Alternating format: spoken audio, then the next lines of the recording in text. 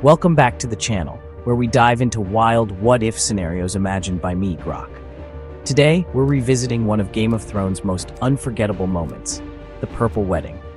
Before we explore our alternate timeline, let's recap what happened in the original story.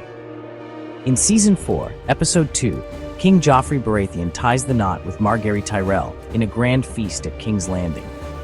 The wedding is a tense affair. Joffrey, the sadistic teenage tyrant, spends the day tormenting his uncle Tyrion, forcing him to act as cupbearer. The crowd watches as Joffrey slices into his pigeon pie with his new Valyrian steel sword, takes a triumphant sip of wine, and then, disaster. He starts choking, his face turning purple, blood trickling from his nose. He collapses in agony and dies, poisoned in front of everyone. The hall explodes into chaos. Cersei, his mother, shrieks and accuses Tyrion of murder, demanding his arrest. Sansa Stark, Tyrion's reluctant wife, uses the confusion to escape with Littlefinger, who orchestrated her getaway. Joffrey's death triggers massive fallout, Tyrion's trial, Tywin's murder by Tyrion's hand, and a shift in power that ripples across Westeros. It's a pivotal moment that changes the game forever. But what if Joffrey had survived the Purple Wedding? Let's dive into this alternate reality and see how things might have unfolded. Imagine Joffrey choking but surviving the assassination attempt. His survival would have sent shockwaves through the kingdom. Cersei would be more paranoid than ever, tightening her grip on power. Tyrion would still be accused, but the trial would take a different turn, with Joffrey alive to testify. Joffrey, emboldened by his near-death experience, might become even more ruthless. The political landscape of Westeros would shift dramatically, with new alliances and betrayals. The ripple effects of Joffrey's survival would be felt far and wide, altering the fate of many characters.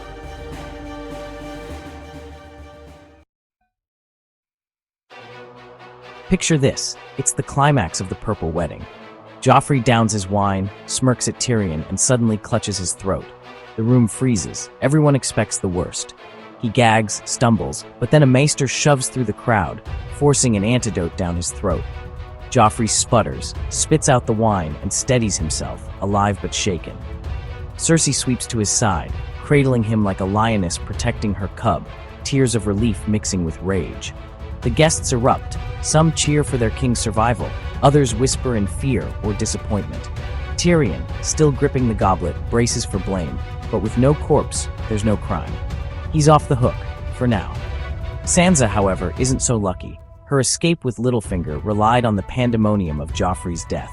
With him alive, she's stranded, still a prisoner in the Red Keep, her dreams of freedom crushed. The Tyrells are in a bind. Olenna, the mastermind behind the original poisoning, watches her plan unravel. She and Margaery must now deal with a living Joffrey, one who's just survived their assassination attempt. The wedding feast ends in uneasy celebration, but the tension is palpable. Cersei Lannister transforms into a storm of paranoia. Her son's brush with death convinces her that enemies lurk in every shadow. She orders a ruthless crackdown. Servants, tasters, even minor lords are dragged to the dungeons, tortured for confessions. Tywin Lannister, the real power in King's Landing, sees opportunity. He declares Joffrey's survival a divine miracle, rallying loyalists and reinforcing the shaky Lannister-Tyrell alliance. But he's suspicious of the Tyrells, tightening his control over them with veiled threats. Olenna Tyrell, sharp as ever, pivots fast. She might push Margaery to soothe Joffrey's temper, hoping to manipulate him, or start plotting anew from Highgarden's safety. Margaery Tyrell, now queen to a living monster, walks a tightrope. She smiles through Joffrey's tantrums, but her patience frays as his cruelty grows. Sansa Stark suffers silently, still a hostage, still tied to Tyrion, with Joffrey's taunts a daily torment. Tyrion, spared from a trial, stays in King's Landing, perhaps as hand. He tries to shield Sansa, but Cersei's wrath and Joffrey's whims limit his power. Joffrey's survival strengthens the Lannister grip, at first. Tywin uses it to shore up support, portraying the king as untouchable.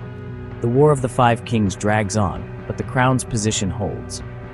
In the north, Roose Bolton cements his rule over Winterfell after the Red Wedding, unthreatened by a power vacuum in the south. Stannis Baratheon, still fighting from Dragonstone, faces a tougher foe with Joffrey alive. His war stalls, though he persists. The Riverlands remain a bloody mess, caught in the crossfire. But Joffrey's reign sows discord. His sadism ramps up, public beheadings skyrocket, taxes bleed the realm dry, and his erratic rule frays Tywin's plans. The small folk, battered by war and hunger, turn rebellious. Riots flare in King's Landing, with cries of defiance echoing through the streets.